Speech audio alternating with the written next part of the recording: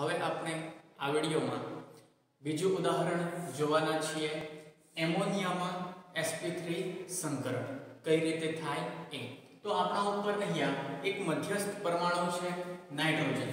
તો નાઇટ્રોજન માટે પરમાણુ ક્રમાંક 7, પહેલી કક્ષામાં 2 ઇલેક્ટ્રોન, બીજી કક્ષામાં 5 ઇલેક્ટ્રોન। હવે કક્ષક પ્રમાણે ઇલેક્ટ્રોન રચના શું થાય? હિલિયમ 2s2 અને 2p3 આ પ્રમાણે ઇલેક્ટ્રોન રચના લખી। હવે જોજો કે નાઇટ્રોજનની ભૂમિ અવસ્થામાં ઇલેક્ટ્રોન રચના, તો અહીંયા આપણે લખી શકીએ હિલિયમ 2s અને 2p। તો 2s કક્ષકમાં આપણે જોઈએ તો 2 ઇલેક્ટ્રોન રહેલા છે અને 2p કક્ષકમાં 3 ઇલેક્ટ્રોન રહેલા છે, જેને આપણે આ પ્રમાણે દર્શાવી શકીએ છીએ, બરાબર। હવે જોજો કે એક 2s કક્ષક સંપૂર્ણ ભરાયેલી છે જ્યારે 3 2p કક્ષક અપૂર્ણ ભરાયેલી છે। અને બીજું કે આ સાઈડ આપણને હાઇડ્રોજનની સંખ્યા કેટલી જોવા મળે? તો 3। તો 3 હાઇડ્રોજનના એક ઇલેક્ટ્રોન આ 3 2p કક્ષકમાં એક ગોઠવાશે, બરાબર। તો કે જ્યારે આ નાઇટ્રોજન સાથે આ 3 હાઇડ્રોજન જોડાય ત્યારે ઇલેક્ટ્રોન રચના કઈ રીતે આવે? તો અહીંયા 2s કક્ષકના 2 ઇલેક્ટ્રોનમાં ફેરફાર જોવા મળતો નથી। બીજું કે આ સાઈડ આપણે જોઈએ તો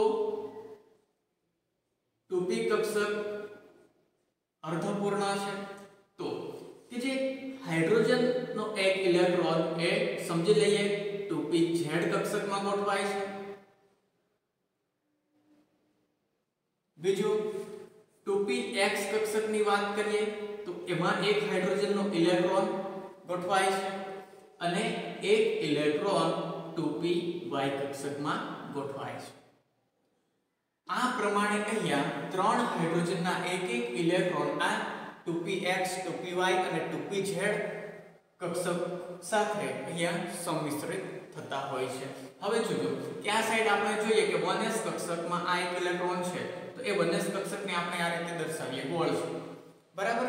તો આ 1s કક્ષક માં રહેલો ઇલેક્ટ્રોન એટલે કે આ 1s કક્ષક અને આ 2pz કક્ષક વચ્ચે સંમિશ્રણ થવાનું, તો નાઇટ્રોજન, બરાબર, એમાં આ 2 ઇલેક્ટ્રોન જે 2s કક્ષકમાં છે એ આ રીતે હોય છે। બીજું સ્ટેપ, હવે 2pz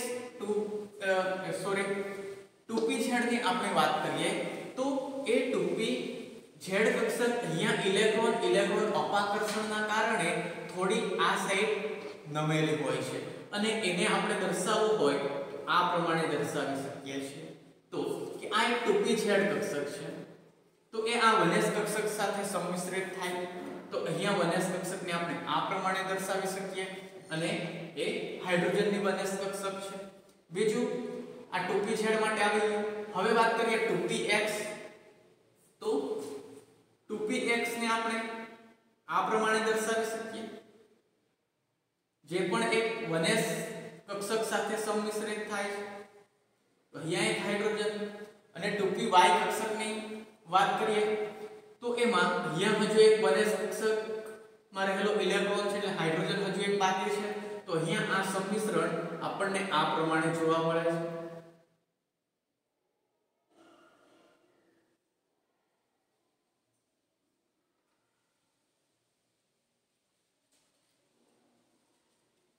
હવે આપણને ખબર છે કે આ રીતે પરમાણ્વીય કક્ષકો જ્યારે સંમિશ્રિત થાય ત્યારે બંધની રચના થાય છે। તો હવે જો આપણે આ અહીંયા બંધ પ્રમાણે કામ કરવું હોય તો નાઇટ્રોજન, અહીંયા આ 2 ઇલેક્ટ્રોન, આ સાઈડ હાઇડ્રોજન ત્રિપરિમાણની વાત કરીએ તો અહીંયા આપણે જોઈએ તો કે આ 2pz એટલે કે z અક્ષ, અહીંયા આ y અક્ષ અને આ x અક્ષને પાછળથી દર્શાવવું પડે, તો એને આપણે તૂટક લાઈનથી દર્શાવીએ છીએ અને અહીંયા હજુ એક બંધ। તો આ પ્રમાણે એમોનિયા અણુનો આકાર હોય છે। આકાર આપણને કેવો જોવા મળે? તો કે અહીંયા એક ત્રિકોણ અને અને પિરામિડ જેવું બનતું જોવા મળે, ત્રિકોણીય પિરામિડલ આકાર હોય છે। અહીંયા આપણે આકાર દોરીએ તો કંઈક આપણને આકાર આ પ્રમાણે જોવા મળશે, એક પિરામિડ જેવો આકાર, આ કેન્દ્ર અને બાકીના આપણે 3 હાઇડ્રોજન ને 1 2 અને 3 હાઇડ્રોજન ને આ પ્રમાણે દર્શાવેલા છે કે જે કેન્દ્રસ્થ પરમાણુ નાઇટ્રોજન છે એ 3 3 હાઇડ્રોજન સાથે જોડાયેલો છે, તો એ ત્રિકોણીય પિરામિડલ આકાર ધરાવે છે। અને એમાં જે હાઇડ્રોજન નાઇટ્રોજન અને હાઇડ્રોજન વચ્ચેના ખૂણાની વાત કરવામાં આવે તો એ ખૂણો જે છે એ આપણને અહીંયા 107 ડિગ્રી જોવા મળે છે। તો અહીંયાથી આપણને કઈ કઈ માહિતી મળી, તો એના આકારની એક માહિતી મળી, ત્રિકોણીય પિરામિડલ, ત્રિકોણીય પિરામિડલ। પણ આપણે અત્યારે જે પણ અહીંયા જોયું એમાં તો sp3 સંકરણ આપણને જોવા મળતું નથી, તો કઈ રીતે આવે છે એ જોજો। તો અહીંયા કે આ એક 2s કક્ષકમાં ઇલેક્ટ્રોન યુગ્મ છે, 2s કક્ષકમાં એક ઇલેક્ટ્રોન યુગ્મ છે, આ ઇલેક્ટ્રોન યુગ્મ વચ્ચે શું થતું હોય, અપાકર્ષણ થતું હોય, અને એ અપાકર્ષણના કારણે અહીંયા જે 2px 2py અને 2pz કક્ષકો જે છે એ થોડી ઘણી આગળ પાછળ ખસે છે। ટૂંકમાં આ અણુના આકાર માટે કોણ જવાબદાર છે, તો આ એક અબંધકારક ઇલેક્ટ્રોન યુગ્મ। અને આ સિવાય આપણે જોઈએ તો કંઈક આ રીતે પરમાણુય કક્ષકોનું સંમિશ્રણ થાય છે, એના માટે કોણ જવાબદાર છે, તો 2p કક્ષકમાં રહેલી પરમાણુય કક્ષકો। તો અહીંયા જે એક s કક્ષક એટલે કે s કક્ષકમાં રહેલ ઇલેક્ટ્રોન યુગ્મ અને 3p કક્ષકો વચ્ચે અથવા દ્વારા સંમિશ્રણ થઈ આ કુલ 1 2 અને 3 સંકર કક્ષકો ઉત્પન્ન થાય છે, બરાબર, તેને શું કહે છે, sp3 સંકરણ। તો હવે જોજો જે પણ આપણે અહીંયા કામ કરેલું છે એ વાક્ય સ્વરૂપમાં કઈ રીતે લખી શકાય, તો શરૂઆત કરીએ આપણે અહીંયાથી। એટલે પહેલું સ્ટેપ આપણો આ ભૂમિ અવસ્થા માટે આવશે, તો કે મધ્યસ્થ પરમાણુ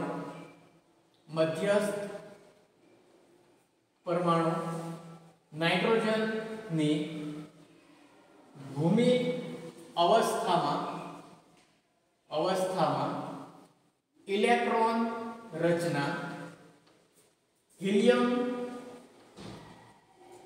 2s2 2p3 છે। પહેલું વાક્ય બની, જ્યારે નાઇટ્રોજન સાથે હાઇડ્રોજન જોડાય છે ત્યારે, જ્યારે નાઇટ્રોજન સાથે 3 હાઇડ્રોજન પરમાણુ જોડાય છે ત્યારે એક ઇલેક્ટ્રોન યુગ્મ અને 3 2p કક્ષકો દ્વારા સમાન આકાર અને ઊર્જા ધરાવતી કુલ 3 સંકર કક્ષકો ઉત્પન્ન થાય છે અથવા બને છે, તેને sp3 સંકરણ કહે છે, sp3 સંકરણ કહે છે। આપણે આગળ ખાસિયતની વાત કરી હતી ત્યારે એવું આપણે જોયું હતું કે અપૂર્ણ કે પૂર્ણ ભરાયેલી કક્ષક બંને સંકરણમાં ભાગ લઈ શકે છે।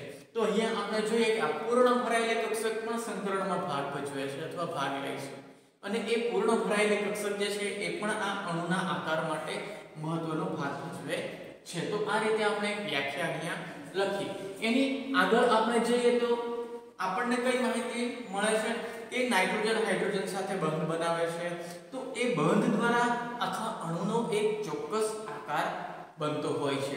તો હવે એમોનિયા એટલે કે NH3 અણુનો આકાર ત્રિકોણીય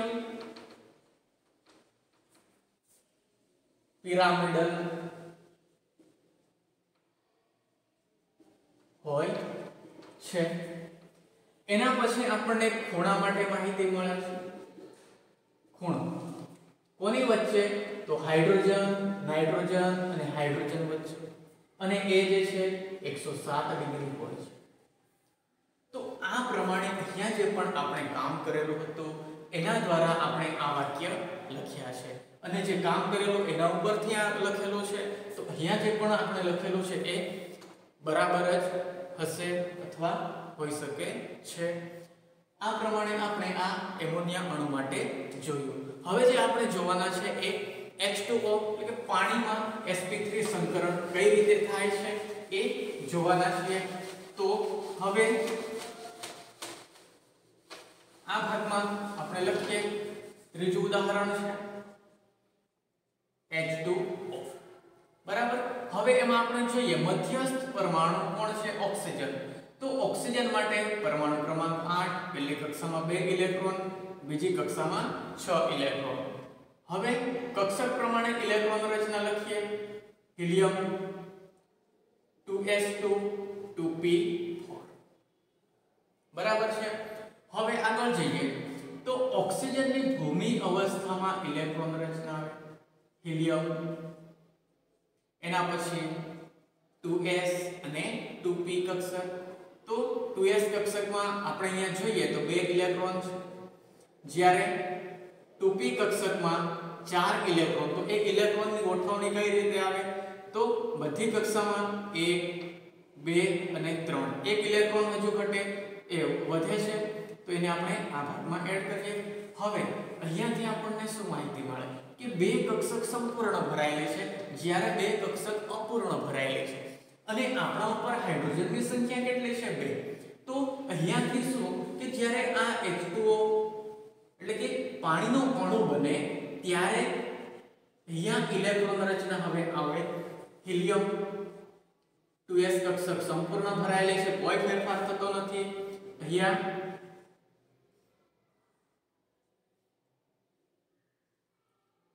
આ એક 2p કક્ષકમાં સંપૂર્ણ ભરાયેલી છે, આ સાઈડ એકલા ઇલેક્ટ્રોન છે।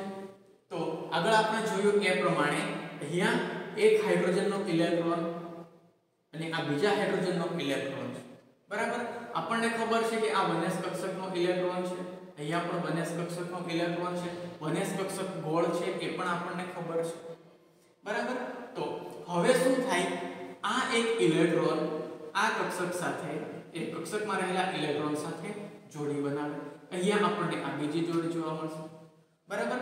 અને 2p કક્ષક આપણને ખબર છે કે ડમ્બેલ છે, તો અહીંયા 1s અને 2p કક્ષક એમાંથી 2px અને 2py, તો એમની સાથે અહીંયા સંમિશ્રણ થવાનું છે। તો જોજો કે જે ઓક્સિજન છે બરાબર, એમાં 2s કક્ષકના 2 ઇલેક્ટ્રોન, તો આ પ્રમાણે આપણે લખીએ, અથવા જે VSEPR સિદ્ધાંત પ્રમાણે આપણે અહીંયા જોઈએ તો કે ઓક્સિજન કેન્દ્ર પરમાણુ છે, એમાં આપણે જોઈએ આ 2 ઇલેક્ટ્રોન અહીંયા લખીએ, એના પછીના 2 ઇલેક્ટ્રોન આ ભાગમાં લખીએ। હવે અહીંયા કે જે 2p કક્ષક છે એને આપણે આ પ્રમાણે દર્શાવી શકીએ, એ 1s કક્ષક સાથે સંમિશ્રિત થાય છે બરાબર છે। અહીંયા આપણે હજુ એક 2p કક્ષકને દર્શાવીએ અને 1s કક્ષક સાથેનું સંમિશ્રણ છે, અહીંયા હાઇડ્રોજન અને હાઇડ્રોજન છે બરાબર, આ વચ્ચે ઓક્સિજન છે। પણ હવે શું થાય તો કે જે અહીંયા અબંધકારક ઇલેક્ટ્રોન યુગ્મ છે, કેટલા છે? 2। ઇલેક્ટ્રોનનો વીજભાર કેવો છે? ઋણ, સમાન વીજભાર થઈ જવાનો। તો અહીંયા આપણને અપાકર્ષણ જોવા મળશે। તો આ બંને અબંધકારક ઇલેક્ટ્રોન યુગ્મ એકબીજાથી અપાકર્ષિત થાય છે અને ધક્કો આ સાઈડ લાગે, અને એ અપાકર્ષણ શૂન્ય થાય ત્યાં સુધી એકબીજાથી દૂર થાય છે। તો આ પરિસ્થિતિમાં જે અહીંયા આપણને કક્ષકોના સંમિશ્રણથી જે બંધ બનેલો છે એ બંધનું કોણાવર્તન આ સાઈડ થશે, અહીંયાથી આ બંધનું કોણાવર્તન આ સાઈડ થાય, અને એમાંથી આપણને જે પરિણામ મળે છે એ શું મળે છે? તો કે જે ઓક્સિજન છે બરાબર, એમાં ઓક્સિજન અને હાઇડ્રોજન વચ્ચેનો બંધ એ આ તરફ ખસેલો જોવા મળે છે. આ સાઈડ ઓક્સિજન અને હાઇડ્રોજન વચ્ચેનો બંધ એ આ સાઈડ ખસેલો જોવા મળે છે અને આ અબંધકારક ઇલેક્ટ્રોન યુગ્મ હવે એકબીજાની સામે આ રીતે આવી જતા હોય છે અને આ પરિસ્થિતિમાં અપાકર્ષણ આપણને કેવું થતું જોવા મળે તો કે ન્યૂનતમ અથવા શૂન્ય અને અણુ આ આકારમાં સ્થાયી બને છે. આ સાઈડ આપણે જોઈએ તો જે H2O નો અણુ છે એ રેખીય આકારમાં જોવા મળે છે પણ એ H2O નો અણુ રેખીય આકાર ધરાવતો નથી પણ એ કોણીય આકાર ધરાવે છે અને કોણીય આકાર માટે કોણ જવાબદાર છે તો 2s કક્ષકના 2 ઇલેક્ટ્રોન અને અહીંયા 2p કક્ષકમાં આ જે 3 પ્રકાર છે એમાં એક કક્ષકમાં રહેલા આ 2 ઇલેક્ટ્રોન તો એના દ્વારા આ અણુનો આકાર જે છે એ કોણીય બને છે અને એમાં જે હાઇડ્રોજન ઓક્સિજન અને હાઇડ્રોજન વચ્ચેનો ખૂણો છે એ 104.5 ડિગ્રી હોય છે. 104.5 ડિગ્રી. તો આ પ્રમાણે આપણે અત્યારે જે જોયું એમાં ઓક્સિજનની ભૂમિ અવસ્થા, ઓક્સિજન સાથે જ્યારે હાઇડ્રોજન જોડાય તો ત્યારે આપણને અહીંયા આ કક્ષકોનું સંમિશ્રણ જોવા મળે.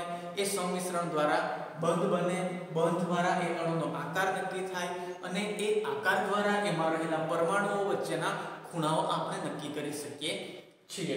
તો હવે આપણે sp3 સંકરણ અહીંયા જોવાનું હોય તો કઈ રીતે જોઈ શકાય? જોજો કે આ સાઈડ આપણને ખબર છે કે જે ઇલેક્ટ્રોન યુગ્મ છે એ પણ સંકરણમાં કંઈક ને કંઈક રીતે ભાગ ભજવે છે. તો 2s કક્ષકના આ ઇલેક્ટ્રોન યુગ્મ, p કક્ષકમાં પણ હજુ એક ઇલેક્ટ્રોન યુગ્મ છે અને બાકીની બે કક્ષક છે એટલે p3 લખી શકીએ. px, py અને pz ત્રણે ત્રણ અહીંયા આ અણુની રચનામાં ભાગ ભજવે છે. તો આ ભાગમાં આપણને sp3 સંકરણ જોવા મળે છે. હમણાં આપણે જોઈએ તો આના ઉપરથી મારે લખવું હોય તો કઈ રીતે લખી શકું એ જોજો. તો પહેલા આ સાઈડ આપણે જોઈએ તો આપણા ઉપર મધ્યસ્થ પરમાણુ કોણ છે? ઓક્સિજન. તો આ સાઈડ આ ઓક્સિજન એડ થઈ. આ સિવાય કે ભૂમિ અવસ્થામાં ઇલેક્ટ્રોન રચના અત્યારે શું છે તો હિલિયમ 2s2 2p4 આ એક વાક્ય બની ગયું. બીજું આપણે જોઈએ તો જ્યારે ઓક્સિજન સાથે કેટલા હાઇડ્રોજન? અહીંયા 2 હાઇડ્રોજન. તો આ ભાગમાં આપણે એડ કરી શકીએ. 2 હાઇડ્રોજન પરમાણુ જોડાય છે ત્યારે એક ઇલેક્ટ્રોન યુગ્મ. તો અહીંયા આપણા ઉપર કેટલા ઇલેક્ટ્રોન યુગ્મ છે? 2. તો એને આપણે અહીંયા લખીએ 2 ઇલેક્ટ્રોન યુગ્મ અને 2p કક્ષકમાં કેટલી કક્ષક દ્વારા સંમિશ્રણ થાય છે તો 2.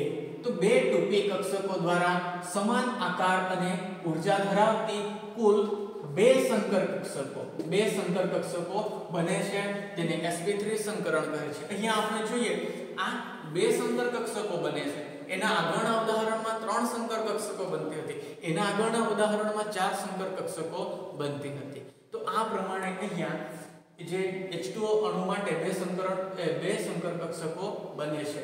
આગળ તો આ પ્રમાણે જે H2O અણુનો આકાર અહીંયા આપણને કોણીય જોવા મળે છે. તો એના ઉપરથી વાક્ય લખવું હોય તો H2O અણુનો આકાર કોણીય છે અને એમાં જ્યારે ખૂણાની વાત કરવામાં આવે તો હાઇડ્રોજન, ઓક્સિજન અને હાઇડ્રોજન વચ્ચેનો ખૂણો 104.5 ડિગ્રી છે.